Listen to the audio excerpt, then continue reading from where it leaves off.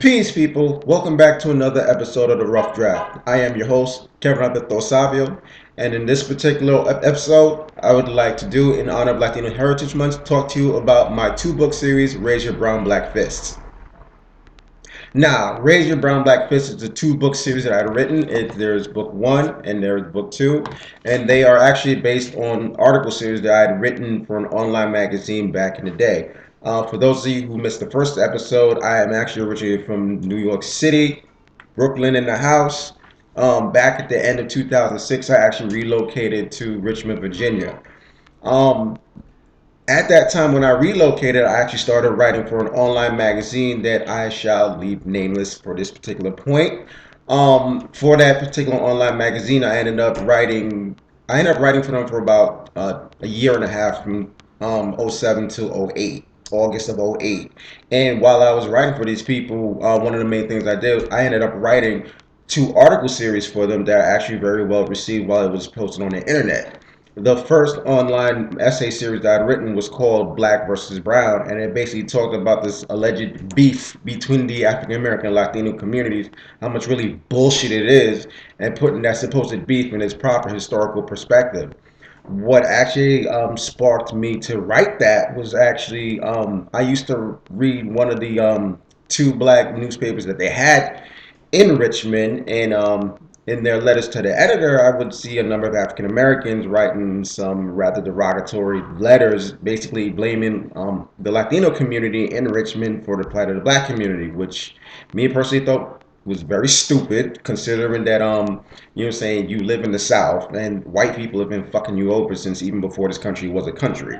So I ended up writing that series. It actually was supposed to be a one-off, and it ended up becoming a seven-part essay series, which I was actually surprised about that. But actually, when I wrote it, it was very well received when it was posted on the internet. So, hey, can't really complain. The second article series that I'd written for the online magazine was called Black Thoughts, a political ideological perspective for Afro Latino.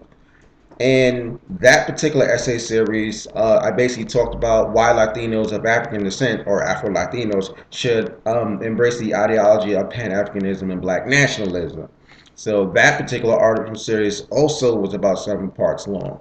And after 2008, when I stopped writing for these people, I basically kind of floundered a little bit. And then by towards the end of 2009, through my activism and through the people who I met as far as dealing with the literary arts, I found out about print on demand publishing, and so I found out about one particular company, and so I went to them, and I ended up publishing those two article series in my first book, Razor Brown Black Fists. So they were published through a company called Author House. So I was very excited about that, and I was very happy. I was actually able to do my dream of be a professional writer. In 2010, I actually relocated from Richmond, Virginia, and I ended up moving to Baltimore, Maryland. And I actually lived out there for 4 years. But when I first moved out there, obviously I had the first book. It was already published, and I started doing public appearances promoting my book. And I remember some of the experiences that I received while I was out there was a little off-putting. I wouldn't say shocking, but I did feel a little bit of disrespect, considering like my dealings with the Latino community growing up in New York City and other parts of the Northeast, because I went to college in the New England area. I spent about 2 years in Boston, Massachusetts, and then another two and a half in New Haven, Connecticut. So it's like, I guess, dealing with the Latinos in the Northeast was a little bit different than dealing with the Latino community in the South. And so that kind of sparked me to continue writing about these issues.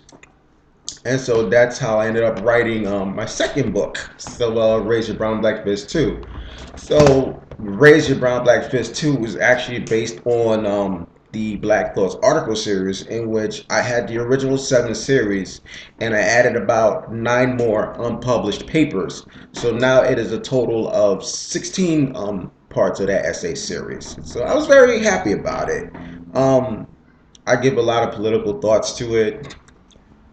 My you see from my experiences, one being my family comes from Central America, Honduras, and just other experiences of other, saying one being politicized, saying embracing the ideologies of, saying Afrocentrism, Black nationalism, Pan Africanism, and just even just being an organizer in the community. So book one, as I said, I published that in 2010. It was my first book, and I published it through a company called Author House. So through Author House, it's available on their website. It's also available in paperback and hardcover. And it's also available in ebook format. So if you have a Kindle reader, a Nook reader, a Kobo reader, or if you have iTunes, thing, or an iPad, you could definitely download it there. Raise Your Brown Black Fist 2 is only available as a paperback through a company called Outskirts Press, and it's also available as an ebook. So again, if you have a Kindle reader, Nook reader, Kobo reader, if you have an iPad and you have iTunes, you could get it through there. So again, in honor of Latino Heritage Month, I wanted to promote my two books. So thank you so much for tuning into this episode. Look forward to seeing you guys in the next one. If you're on YouTube, definitely subscribe, definitely leave a comment and like. So catch you next time, and stay with the rough draft. Peace.